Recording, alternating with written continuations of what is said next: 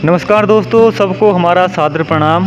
जी हाँ, देवभूमि उत्तराखंड में हरेला उत्सव मनाया जा रहा है, जिसमें हम कुछ महिलाओं से जानकारी जानने का प्रयास करेंगे। ये क्यों मनाया जाता है और कब ये प्रथा शुरू हुई थी। हमारे साथ जुड़ी हैं चंद्रेश्वरी दीदी, जो देवभूमि उत्तराखंड के जिला देहरादून के भोगपुर गाँव की हैं, रहने वाली हैं, और हमें कुछ महत्वपूर्ण जानकारी इसके बारे में बताएंगी तथा हम कुछ अन्य जानकारियाँ और लोगों के माध्यम से जानने का प्रयास करेंगे। हेलो, सबको मेरा नमस्कार। मैं चंद्रेश्वरी चौहान, ग्राम भोगपुर से। हरेला पर्व एक बहुत पुराना ये हमारा कुमाऊनी पर्व है, जो कि बहुत धूमधाम से मनाया जाता है। तो हरेला में क्या होता है कि हरियाली बोई जाती है, जिसमें कि जौ, गेहूँ, भट और सरसों कई प्रकार के बीज होते हैं। और जब वो 9 दिन तक सींची जाती है, जैसे हमारे यहाँ नवरात्र में जौ बोए जाते हैं, ऐसे ही इसको सींचा जाता है। ये देवियों का पर्व भी है। तो ये जब जितनी बड़ी होंगी उतना शुभ माना जाता है, उतनी फसल अच्छी मानी जाती है। तो इसको 9 दिन के बाद, 10 दिन के बाद जब काटा जाता है, तो इस दिन पूरी पकौड़ियाँ जो कुछ भी माता को चढ़ाया जाता है, तो इस दिन ये धूमधाम से ये पर्व मनाया जाता है। यही हमारी परंपरा है, ये और कुमाऊँ और गढ़वाल की परंपरा है, इसीलिए हरेला मनाया जाता है। धन्यवाद जी, आपका बहुत बहुत धन्यवाद। आपने बहुत सारी हमें महत्वपूर्ण जानकारियाँ दी। तो थोड़ा सा हमें यहाँ पे भी बताने का प्रयास करें कि ये कब शुरू किया गया था, ये उत्सव मनाने की प्रथा। देखो जी, मैं तो भोगपुर में 10 साल से हूँ, और इससे पहले मैंने 2 साल यहाँ पे भोगपुर में तो 2 साल से ही मनाया जाता है। इससे पहले तो हमने सुना नहीं, लेकिन ये कुमाऊनी परंपरा है, उनका ये बहुत बड़ा त्यौहार है। तो वहाँ पे तो बरसों से इसको मनाते आते हैं, और ये उनकी परंपरा है। दूसरा, हमारे उत्तराखंड की ये परंपरा है कि इस दिन पौधे लगाए जाते हैं। ये हमारा पर्यावरण के संरक्षण है। जब हम पौधे लगाएंगे तो हमारा पर्यावरण बचेगा, हमें ऑक्सीजन मिलेगा, इससे हमें कई लाभ होते हैं। दूसरी बात, जब सावन में इतने बारिशें होती हैं, तो ये पौधे लगाने से यही फ़ायदा है कि कटाव नहीं होगा। इससे जनता की रक्षा होगी, ज़मीन की रक्षा होगी, इस धरती की रक्षा होगी।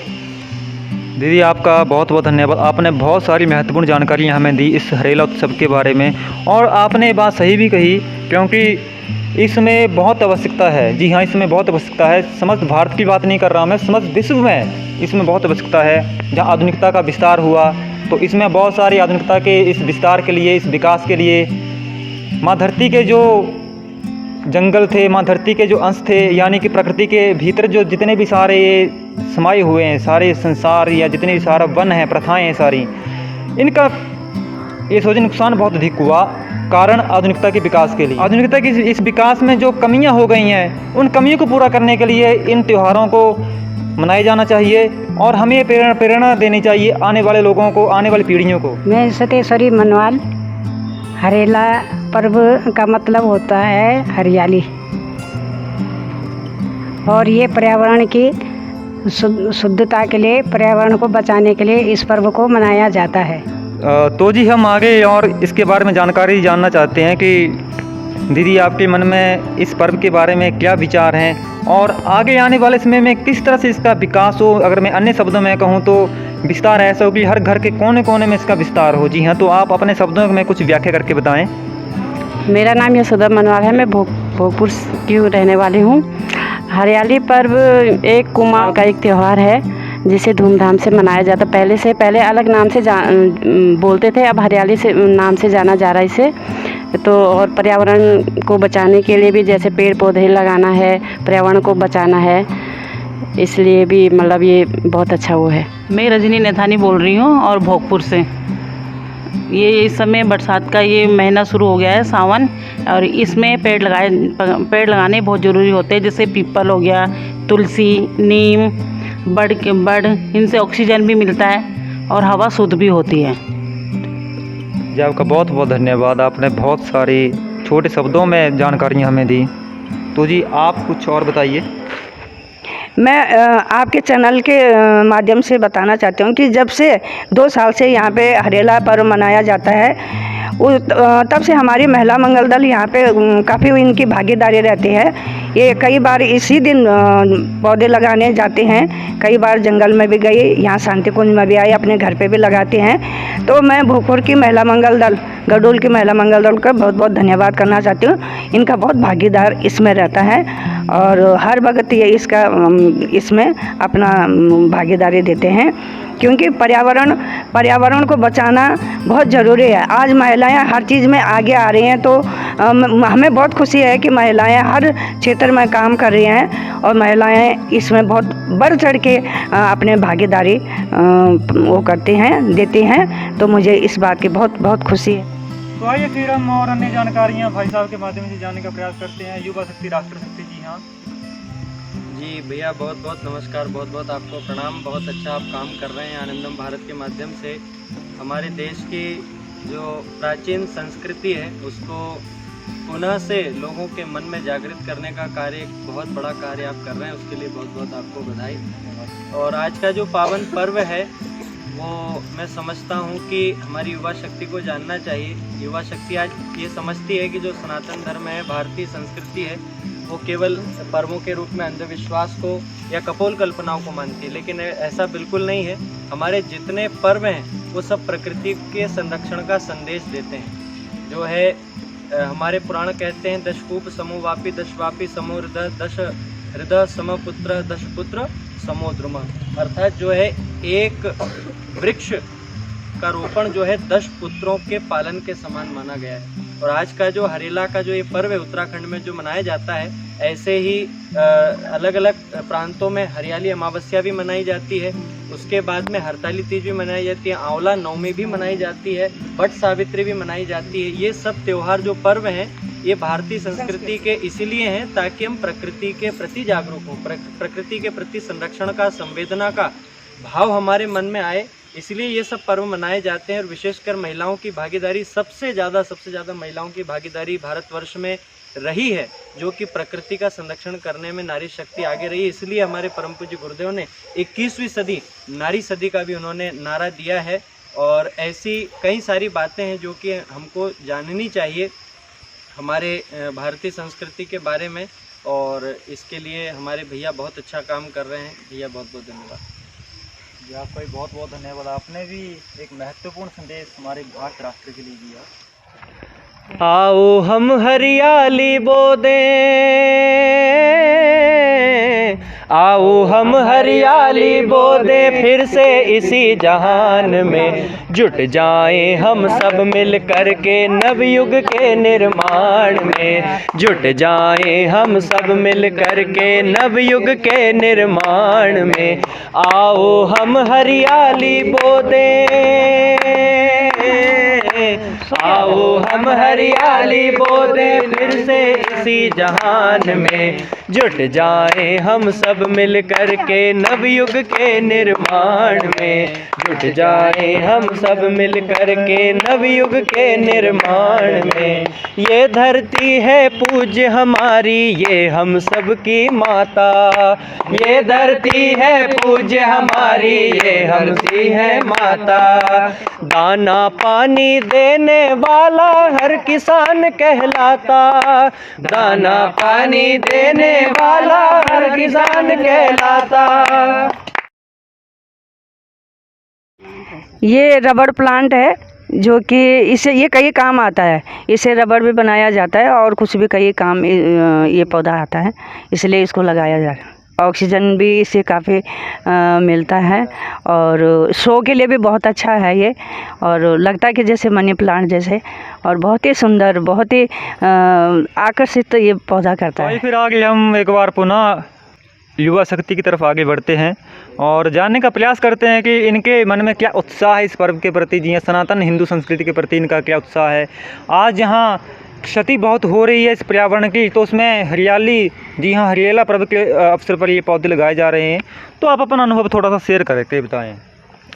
वर्तमान समय में पौधारोपण लगाना अति आवश्यक हो गया है, क्योंकि यह प्राकृतिक आपदाएं बहुत ही अधिक मात्रा में हो रही है, जिससे पेड़ लगाकर हम इसको दूर भी कर सकते हैं। यह यहाँ भोगपुर शक्तिपुर उत्तराखंड में यह हरेला त्यौहार मनाया जाता है। यह हमारा प्रथम पर्व है जिसे हम मनाने जा रहे हैं। यहाँ अति उत्साह हर्षोल्लास के साथ मनाया जाता है। यह पर्व में हम लोग शामिल होने से हमें बहुत ही आनंद की प्राप्ति हो रही। साथ ही हम यह संदेश देना चाह रहे हैं लोगों को कि पेड़ लगाओ, जीवन बचाओ। पेड़ लगाने से मनुष्य अपने जीवन को तो बढ़ाएगा, साथ ही साथ आने वाली भावी पीढ़ी के वर्तमान के बारे में सोच रहा है, जिससे प्राकृतिक आपदाएं से दूर होकर मनुष्य अपने जीवन को निर्मल और सुविचार और अच्छा कर सकता है। इसी के साथ हम अपने भैया रमन शर्मा जी को धन्यवाद देते हैं, जिन्होंने आनंदम भारत के माध्यम से लोगों के समक्ष अपने विचार प्रस्तुत करने का एक अनुभव और अवसर प्रदान किया। जी आपका बहुत बहुत धन्यवाद। तो हम फिर से आगे बढ़ते हैं। मैं हूँ प्रिया यूपी से। हम यहाँ पर आए तो यहाँ पर पहली बार भोगपुर में हमने देखा कि हरियाली पर्व मनाया जाता है और यहाँ पर माताएं बहनें बहुत सख्ती से इस कार्य पर जुटी हुई हैं और ध्यान दे रही हैं। मेरा नाम आदित्य कुमार मौर्य है। मैं लखीमपुर खीरी यूपी से हूँ। मैं भोगपुर शक्तिपीठ पे आया हूँ। तो यहाँ पे जो हरियाली पर्व है, मैंने बहुत यहाँ देख के जो महिलाओं से जो देखा सीखा बहुत अच्छा लगा। इसी तरह पूरे भारतवर्ष में मनाया जाए तो जो पर्यावरण की जो समस्या है, पेड़ पौधों की कमी होती जा रही है, कटान होता जा रहा है, उससे जो इसे निपटा जा सकता है। तो यही हम भारतवर्ष से निवेदन करते हैं कि सभी लोग पेड़ पौधे लगाएं और हरियाली को बचाएं और हरियाली पर्व मनाएं। जय हिंद। तो जी आइए हम और चर्चा को आगे बढ़ाते हैं और इसके पश्चात हम वीडियो का समापन करेंगे। तो जी श्रीमान जी, आप क्या संदेश देना चाहेंगे हमारे भारत राष्ट्र के लिए? हाँ, ये हरियाला पर्व जो है उत्तराखंड में बहुत लंबे समय से मनाया जा रहा है। हरियाली है तो जीवन है। यदि हरियाली नहीं है तो हमारा जीवन खत्म है, कुछ नहीं है। जब तक हरियाला पर्व जो है हमारे उत्तराखंड में जो है 16 जुलाई 2022 को बड़े हर्षोल्लास से मनाया जा रहा है। यहाँ पर लोग त्यौहार की हरियाली, शांति, समृद्धि और पर्यावरण संरक्षण के प्रतीक रूप में मानते हैं। और जगह जगह जा कर के जो है हम देखते हैं हरियाला ऊपर पहाड़ों में जा कर के आजकल भूमि का कटाव हो रहा है। यहाँ पर कंक्रीट के जो है जंगल बनते जा रहे हैं। इसलिए हमारा मुख्य उद्देश्य ये है कि यहाँ पर वृक्षारोपण होना बहुत अनिवार्य है और इस पर जो है हमारी जो है उत्तराखंड सरकार बहुत ध्यान दे रही है। और हमारे सामाजिक कार्यकर्ता है जितने भी हमारे शांति कुंज हरिद्वार के द्वारा जो है ये वृक्षारोपण कार्यक्रम किया जा रहा। और हमारा जो है भोजपुर में जो है शक्तिपीठ है, वहाँ पर भी जो है हमारे जो बहुत ऊर्जावान जो है जितने भी कर्मठ कार्यकर्ता हैं उनके द्वारा जो है यहाँ पर भोजपुर में भी जो है जगह जगह पर जो है वृक्षारोपण कार्यक्रम किया गया, जिसका कि ये बहुत बधाई के पात्र हैं। यदि हमारा जो है वृक्षारोपण होगा तो उससे जो है हमारा जीवन, हमारा जो है पर्यावरण बिल्कुल अच्छा रहेगा, सुरक्षित रहेगा। और हरेला का मतलब होता है हरे रंग का दिन। इस दिन जो है भगवान शिव देवी पार्वती की पूजा करने के लिए श्रावण के महीने में इस दिन मनाया जाता है। प्रदेश भर के लोग, विशेष रूप से कुमाऊँ के लोग हरियाणा को समृद्धि के रूप में जोड़ते हुए इस त्यौहार को मनाते हैं। तो हरेला त्यौहार जो है काफ़ी समय से जो है हमारा जो है क्या नाम पूरे जो है देश भर में और उत्तराखंड में तो विश्व रूप से बनाया जाता है। इसमें जितने नर नारी जो हैं सब भी बहुत ही उत्साह से भाग लेते हैं। पर्यावरणविद हमारे हुए सुंदरलाल बहुगुणा हुए, उन्होंने चिपको आंदोलन वगैरह जो है इन्होंने उनके द्वारा प्रसारित हुआ किया गया। तो इन्होंने जो है हमारे यहाँ की महिला हैं उन्होंने जो है इस पर बहुत ही ध्यान दिया गया। हमारे जंगल कटते जा रहे थे, उनके बचाव के लिए उन्होंने जो है रात दिन प्रयास करते रहते हैं, जिससे कि हमारे यहाँ का जो है भूमि का कटाव हो सके। नदी नाले जो है आते हैं और यदि नदी नाले जो है उधर हमारे जो है प्रकृति का जो है ज़मीन को काटते हैं, काट करके जो है ज़मीन का और हमारे फसलों को नुकसान होता है। इसको बचाने के लिए हमें जो है अनिवार्य रूप से जो है वृक्षारोपण कार्यक्रम करना चाहिए। हमारा ये संदेश है कि जितना यदि वृक्षारोपण कार्यक्रम हो उससे जो है हमारी धरती जो है हरियाली के रूप में जो है वो हमारे जो है समृद्धि के रूप में जो है समृद्धि का प्रतीक है। तो हमारा ये कहना है कि इस दिन जो है अधिक से अधिक भागीदारी करें, वृक्षारोपण लगाएं। यही मेरा आज का संदेश था। जय भारत, जय उत्तराखंड। धन्यवाद।